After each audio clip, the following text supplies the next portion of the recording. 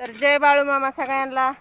तर का आमचं काय काम चाललंय, दादूचं पप्पा इकडं थाप देतात गोसावळ्याला आणि हे गोसावळ्याला खाया टाकून घेतले सकाळी 12:32 24.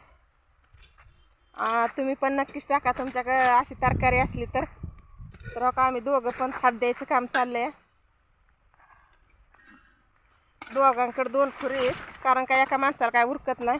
आपल्या ह्याच्यात बांधायला 2-4 दिवस गेले, तारकाठी ही वाढायला सगळं 10-15 दिवस ह्याच्यातच गेल्यात.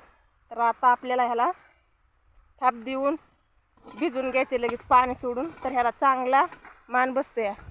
तर 8 दिवसात आपलं गोसावळ चालू होते. तर चला दाखवते आपलं दादूचं पप्पा कसं काय थाप देते ते.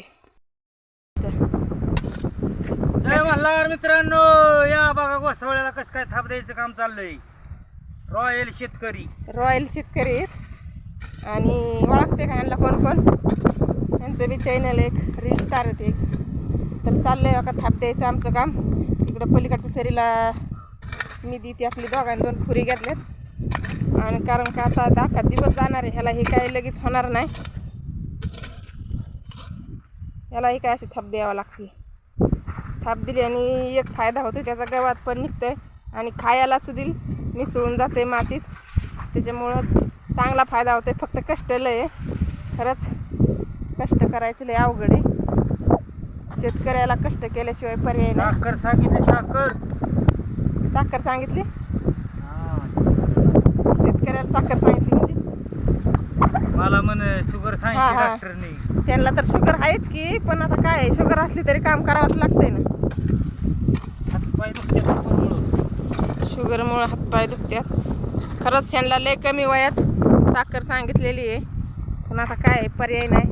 डॉक्टरला काय औषध असलं तर सांगा.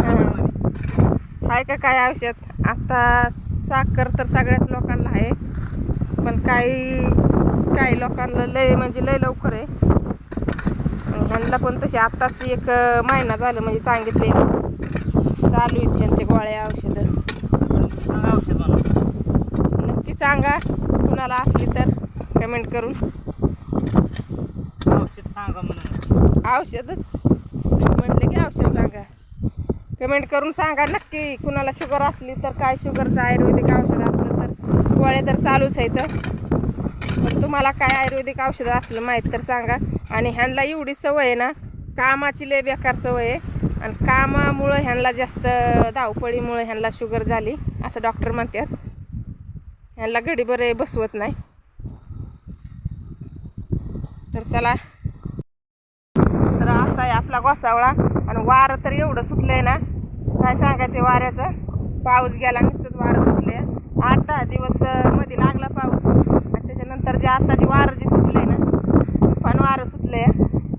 तर आपल्या गोसावळ्याला फुलं बिलं लागली, आता खाया टाकून घेतले. टाकायचं काम चाललंय. आता पाणी सोडलं की चालूच होईल 8 दिवसात. तर असा आहे आपला गोसावळा. आणि आपल्या कामाचं हो का रुटीनच चालू असतं, एक झालं की एक चालूच आहे. शेतकऱ्याला काय काम केल्याशिवाय पर्याय नाही, काम हे करावंच लागते. चला, आपल्या चॅनलला नक्की लाईक सबस्क्राईब करा. धन्यवाद.